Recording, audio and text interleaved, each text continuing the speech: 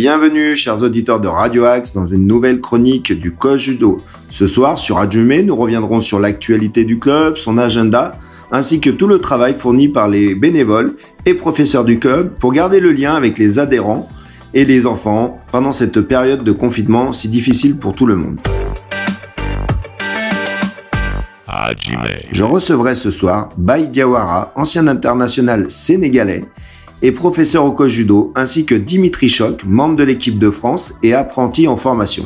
Ils ne vivent pas le confinement de la même manière, Baye voyant son activité suspendue pour des raisons sanitaires, alors que Dimitri Choc, professionnel de judo, peut continuer à s'entraîner avec les membres de l'équipe de France à l'INSEP.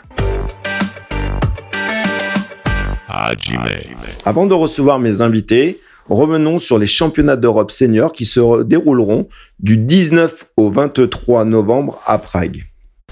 Le sociétaire du coach judo, Guillaume Chen, y représentera la France dans la catégorie moins de 73 kg.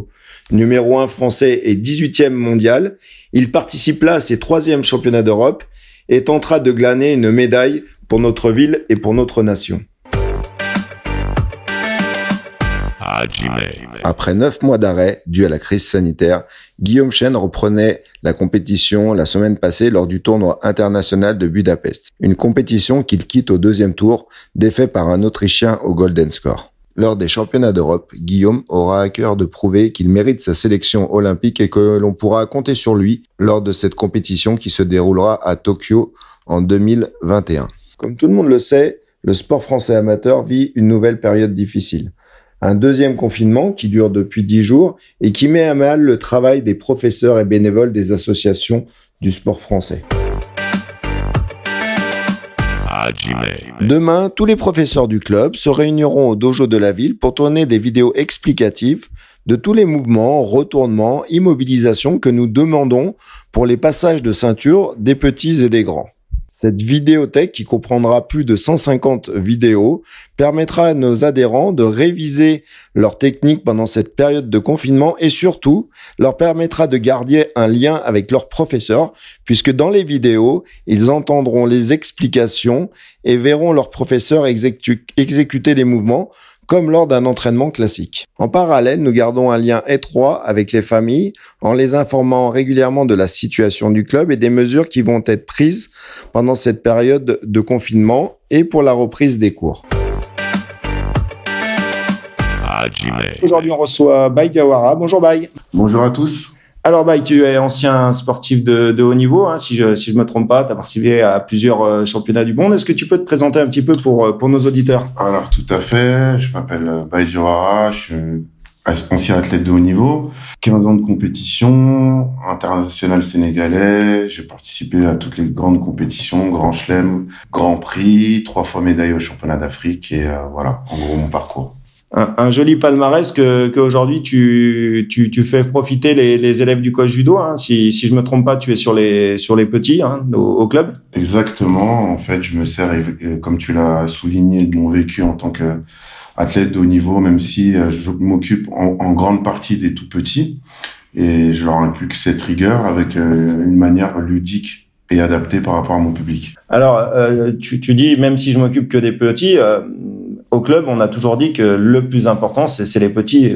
Commencer à bien préparer un élève, parce que s'il arrive mal formé en minime ou en cadet, on peut lui mettre le meilleur entraîneur du monde, ça sera pas possible, hein. Donc tu as un rôle vraiment très important au niveau du club chez les tout petits. Je suis totalement d'accord. La pyramide, comme je le dis souvent, elle part du bas. Et que c'est vrai que les premiers outils qu'on donne aux élèves, les bases qu'on leur apporte et qu'on leur inculque sont très importants pour après avoir peut-être des futurs champions. Alors un point sur ta situation, donc tu entraînes au club, ton autre club n'a malheureusement pas réouvert cette année. Comment tu vis cette période difficile ? C'est un peu compliqué. Quand on est investi en tant qu'enseignant, on aime bien avoir de la continuité par rapport à ce qu'on met en place. J'y arrive là au club cette année, même si on est dans une période encore de confinement, on a un peu coupé avec les enfants. Mais oui, c'est pas évident. C'est pas évident moralement, c'est un peu compliqué. Mais... Ouais, surtout que tu avais construit un beau projet. Tu avais presque 500 élèves dans ton club et apprendre que ça réouvrira pas en septembre était compliqué. Je suppose que mentalement, est-ce que tu arrives à à te supporter. Ce qui est un peu dur, c'est qu'on n'a pas pu se dire au revoir, même si on essaye de garder un lien avec eux. Mais oui, ça a été compliqué de pas pouvoir reprendre avec les élèves qu'on avait déjà depuis presque 6 ans, si je dis pas de bêtises. Donc c'est vrai que c'est un peu compliqué. Tu voulais profiter de la situation pour reprendre un petit peu la compétition. Le confinement a-t-il coupé tes envies, ou alors tu as mis le survêtement pour aller courir un peu, faire du vélo, te reprendre un peu en main, et tu as toujours cet objectif de reprendre la compétition? Pour être honnête, cet objectif, c'est vraiment dans ma tête, parce que je pense que j'ai encore des choses à me prouver, surtout à mon âge. Je pense avoir d'expérience pour continuer, surtout à prendre du plaisir dans un premier temps. Les résultats, je pense qu'à partir du moment où on se sent bien, vont suivre. Maintenant, c'est vrai que j'ai un peu de mal à me remettre dedans là, tout de suite maintenant. Au niveau de l'Afrique, est-ce qu'ils ont déjà prévu des championnats, les championnats d'Afrique par exemple, et les compétitions nationales, où tout est bloqué comme en France, tout est arrêté et on n'a aucune date pour la première compétition par exemple? On est un peu complètement dans le flou, et c'est vrai que moi, mon souci, c'est que je marche par objectif pour me motiver. Et c'est vrai que sur notre continent, il y a aucune clarté sur le calendrier, et on a aucune certitude. Il y a une projection sur un championnat d'Afrique fin décembre à Madagascar. Pour l'instant, les frontières sont fermées. On ne sait pas du tout s'il va avoir lieu ou pas. Donc là, pour 2020, je pense que ça me paraît compliqué. Bon, je vais t'emmener faire un peu de vélo avec moi. Comme vous savez, je fais pas mal de vélo. Et on va reprendre un peu, parce que je vais pas trahir un secret en disant que tu as pris un petit peu de poids là, et qu'on va avoir besoin de te faire travailler un petit peu. Effectivement, j'ai pris un peu de gras pendant ce confinement. J'aime bien les bonnes choses, mais voilà, il faut se remettre dedans, et on va essayer de se remettre progressivement. Surtout à mon âge, on va y aller doucement, mais progressivement. Voilà. Ouais, c'est important. Avec les parents, on leur propose des visios avec le préparateur physique, même pour les sédentaires. On a ouvert ces visios aux gens qui sont pas adhérents. Et si des auditeurs nous écoutent et souhaitent suivre nos visios, ils peuvent nous contacter, et on leur offrira les codes gratuitement pour qu'ils assistent aux entraînements de Gilles, notre préparateur physique, qui le dimanche matin fait un cours spécialement adressé aux plus jeunes et aux parents sédentaires. Donc n'hésitez pas à nous contacter si vous avez besoin de vous mettre un petit peu en forme. La santé est très importante, on nous le dit à longueur de journée. Malheureusement, il n'y a pas une vraie politique sportive en France. On a arrêté cette activité indispensable pour l'entretien des gens, et nous on vous offre cette possibilité, si vous le souhaitez, d'assister gratuitement, je le répète, à nos visios de Gilles, notre préparateur physique. Nous parlions à l'instant des activités pour les parents, pour les plus grands. Est-ce que toi, c'est pas trop compliqué ou un peu triste, parce que tu gères les petits, ils sont moins sur les réseaux sociaux, les WhatsApp, les Messenger, les Facebook. Nous, avec notre public adulte, c'est facile. On crée des groupes WhatsApp, on a une interaction avec eux, et c'est très facile de garder un lien. Toi, avec les plus petits, ça doit être plus compliqué. Est-ce que c'est pas frustrant? Carrément. Tu as posé une question claire, et là, pour moi, il y a la réponse dans la question que tu as posée, dans le sens où c'est vrai que les plus petits sont moins autonomes, on est dépendant des parents, et sur les exercices qu'on est censé mettre en place et que met en place dans les structures, c'est très compliqué de mettre la même chose à la maison. C'est assez compliqué. Donc on essaie de réfléchir, de discuter avec toi sur des choses qu'on peut mettre en place, des coloriages, des choses comme ça, mais sur l'aspect pratique de ce qu'on fait dans les dojos, c'est très compliqué. Ouais, on a eu une première initiative ce week-end. On a fait une visio avec un circuit training à la maison. Alors, on a fait avec le matériel existant, avec un drap, avec des boîtes de conserve. Le week-end prochain, on rajoute un manche à balai. Voilà, on essaye d'innover. On a des réunions, puisqu'on en a une demain matin ensemble pour essayer de préparer le circuit suivant.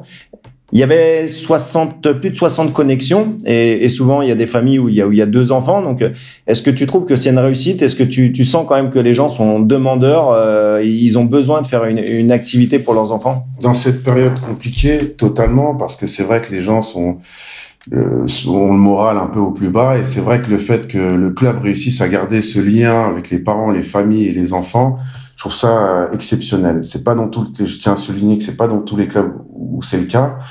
Et cette dynamique qui est instaurée en essayant de garder du lien avec nos adhérents et leurs familles, pour moi, c'est primordial.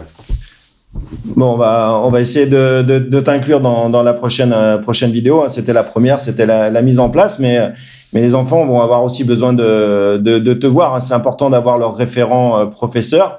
Donc, prépare-toi bien physiquement parce que mes exercices sur mes boîtes de conserve sont compliqués. Samedi, on va faire un petit Koh-Lanta. Il y aura des exercices, ils vont marquer des points. Voilà, on essaie vraiment d'être très ludique et surtout garder un contact, que les enfants s'amusent avec les parents. Donc, j'espère que tu seras de la prochaine édition. Bah écoute, on va essayer de s'affûter un tout petit peu parce qu'en tant qu'enseignant, il faut montrer l'exemple. Mais oui, j'y tiens et je serai là, je pense, pour la prochaine visio. Voilà. Nous arrivons à la fin de cette interview. Est-ce que tu as un petit message à faire passer aux auditeurs de Radio Axe ? Alors, un message sincère, vraiment sincère. Dans ces moments, c'est compliqué pour tout le monde. Mais ce que je vous demande aux familles, aux enfants, gardez le moral. Faites comme moi. On essaie de se fixer des objectifs, être ambitieux même dans ce flou. Et surtout, on reste ensemble. On reste soudés, on reste ensemble, on garde un lien. Et on est toujours optimiste en se disant que l'avenir sera de toute façon meilleur bientôt, tout simplement. Voilà. Merci Baye, avec un tel message d'espoir. C'est vrai que c'est important de rester confiant, joyeux. Toi, tu incarnes cette joie. Hein. Tu as toujours le sourire sur le tatami. C'est pour ça que les petits t'adorent et aiment venir te voir et aiment venir à tes cours.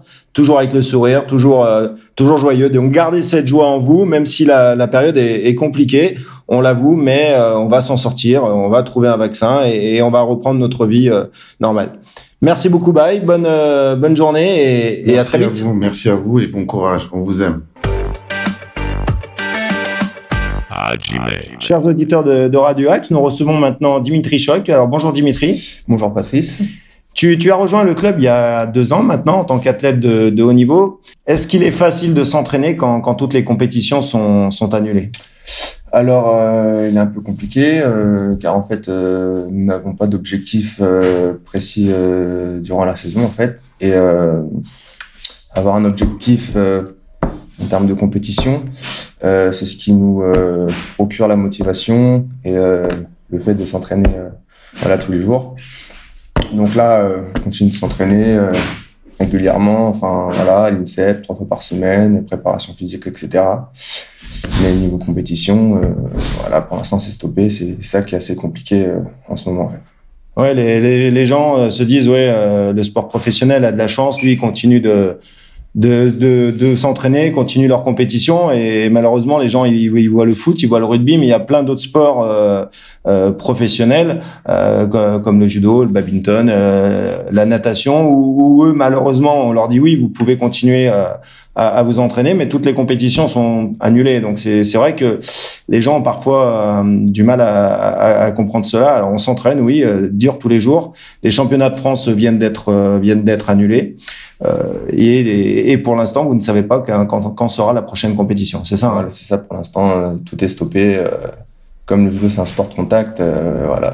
Ça demande beaucoup d'organisation au niveau point de vue des tests sanitaires. Voilà. Donc Est-ce que vous arrivez à comprendre ces mesures ? Alors, pourquoi on ne pourrait pas faire une compétition de judo puisque vous êtes testé, vous êtes en forme. Quand on voit que dans un métro, on peut se serrer à 500 dans une même rame avec un masque, pourquoi on ne pourrait pas accueillir du public avec une distanciation dans les tribunes, avec un masque ? Quelle est la différence entre un public avec un masque et des personnes dans un métro serrées les uns contre les autres ? On a du mal à comprendre, non ? Alors oui, c'est un peu contradictoire ce qu'ils mettent en place comme règle. Donc nous aussi on comprend pas trop. Donc ils ont déjà testé des compétitions internationales comme Grand Prix, Grand Slam, mais les athlètes doivent arriver 5 jours avant la compétition pour se faire tester, rester isolés et ne croiser personne. Et puis si un de l'équipe de France est testé positif, toute l'équipe est disqualifiée. Donc ça engendre ça peut engendrer des c'est des mesures qui sont difficiles, mais au moins ça permet une compétition quand même. C'est quand même pas mal. Oui, c'est sûr, mais bon, ça demande financièrement parlant, ça demande beaucoup d'argent et puis du temps surtout. Dimitri, en parallèle à ta vie de sportif de haut niveau, tu es rentré cette année en formation d'apprentissage pour devenir enseignant de judo. Quelle différence il y a avec ce confinement par rapport à les autres années ? Je crois que tes cours continuent. Hein. Oui, mes cours continuent. Les cours continuent normalement. Ce qui change, c'est que je peux pas enseigner dans mon club mettre en pratique ce que j'ai appris pendant les cours dans mon club. Donc c'est ce qui est embêtant. Sinon, rien ne change pour moi. Je peux m'entraîner toujours pareil. Niveau des cours, pareil. Enfin, rien ne change en fait. Ouais, c'est vrai que donc tu as en fait la théorie et la pratique avec les élèves au club n'a pas lieu, donc ça doit être quand même compliqué. Est-ce que tu as peur que certaines personnes ont peur sur les études, les hautes études, que les diplômes soient moins reconnus, les diplômes qui ont été passés pendant le confinement parce qu'il n'y aura pas eu cette pratique, parce que le bac a été assoupli, voilà. Est-ce que toi tu as cette crainte de te dire voilà, on va moins reconnaître mon diplôme que si je l'avais passé 2 ans avant? Non, je pense pas, car en fait, ils me feront passer mon diplôme, ma partie théorique. Si je peux pas la passer en mai, je la passerai l'année prochaine en fait. Donc c'est pas un problème. Donc je me fais pas de soucis sur ça. Ok. Tu es associé à toutes les initiatives du club. Hein. Tu es en réunion avec nous demain matin. On va tourner des petites vidéos pour les adhérents. Est-ce que c'est important pour toi de te sentir vraiment dans l'équipe du club, de bénéficier des actions que l'on fait auprès des jeunes? Comment tu ressens cette intégration avec le cadre en place déjà, les cadres en place? Je trouve ça déjà très important. Il faut que les élèves apprennent à me connaître et puis